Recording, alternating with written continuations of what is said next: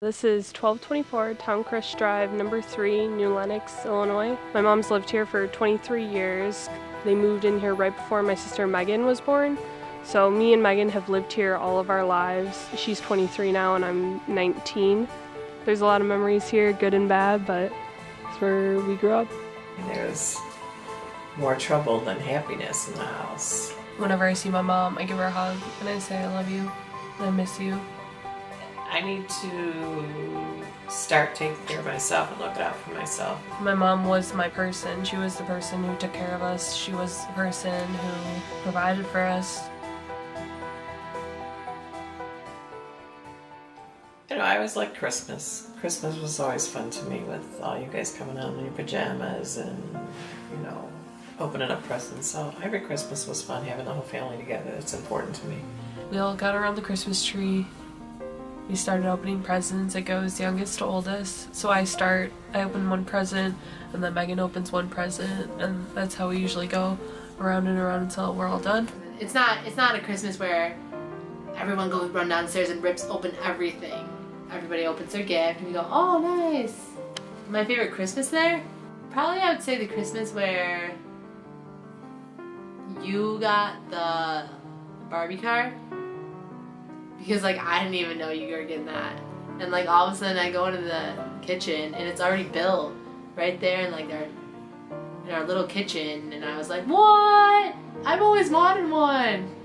It's where I lived for 18 years of my life before going off to school in Chicago. My sister got an apartment then, and Towncrest was, you know, home for that long. That house, it's been there for 23 years. And like, there's no renovations. You know, those doors, those walls, the toilet, the countertops, the cupboards, you name it, they have been there for 23 years plus. It wasn't brand new when we moved in there, and things just fall apart. You never have enough money to repair a house. Repairing a house is really expensive. So I never had an emergency fund. I never had any money set aside for emergencies. So when you're dealing with 4 kids, they have their needs, so the house is the last thing that gets repaired.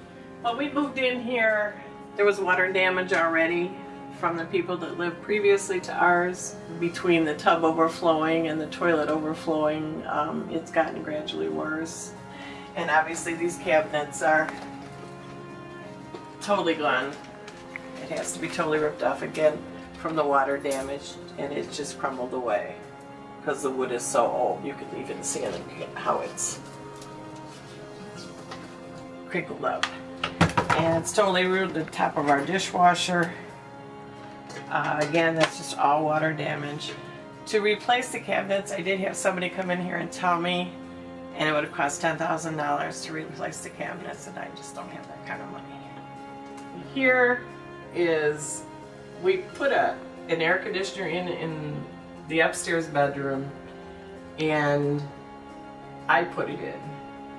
I did not push it out far enough, which caused it to, I'm not exactly sure where the water came from because it's not in the bedroom, but this is all from the air conditioner being put in wrong.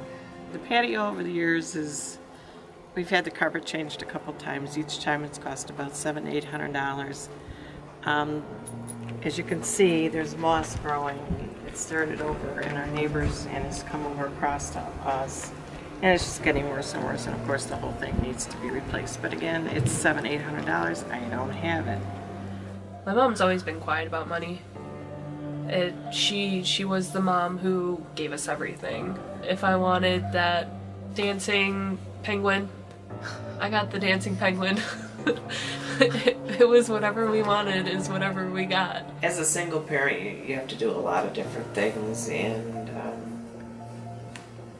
I had a full-time job.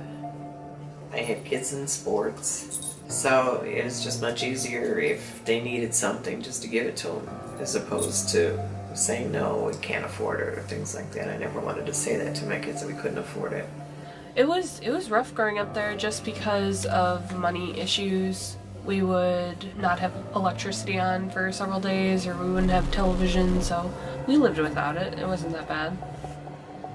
We've always struggled, and I know that you know, she was talking about how her work, they've been cutting back on giving paychecks out because the state owes her mother's school so much money, but doesn't give it.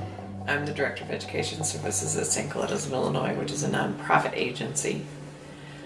The state of Illinois owes us over $2.3 million. So in order to keep the agency afloat, the directors were asked to give up their paychecks in order to be able to pay the line staff when the state hasn't paid the money.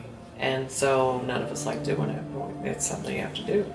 I got a text from my sister that said they are foreclosing on our house. And it was just kind of like a lot of emotions at once, like, oh my gosh, we're losing our house. Like, I lived there for 18 years of my life. Last November, they kind of threatened that they would foreclose, that they were tired of waiting for me to pay them, things like that. And I made an agreement that I would pay so many months. And one of the months I paid, but the check bounced because it came through quicker than the paycheck came through. And so they said then that they weren't going to negotiate anymore. Now it's just wait and see till I get a letter of eviction. And at that point, then I have 30 days to move out. Right now I'm just trying to move everything out of my room and have everything packed so that it's good to go. I'm trying to like donate some of my stuff, so I'm just trying to get rid of as much of it as possible. Last week, me, Megan, and my mom, we went out to breakfast and we were talking about her new apartment and what that was going to mean to her. You know, she wants to get this new job out in Schaumburg.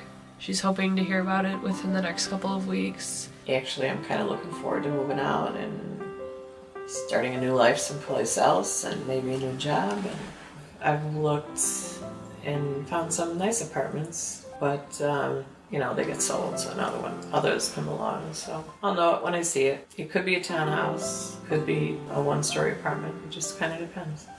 She'll have a whole new house and I don't know, she'll be like rejuvenated.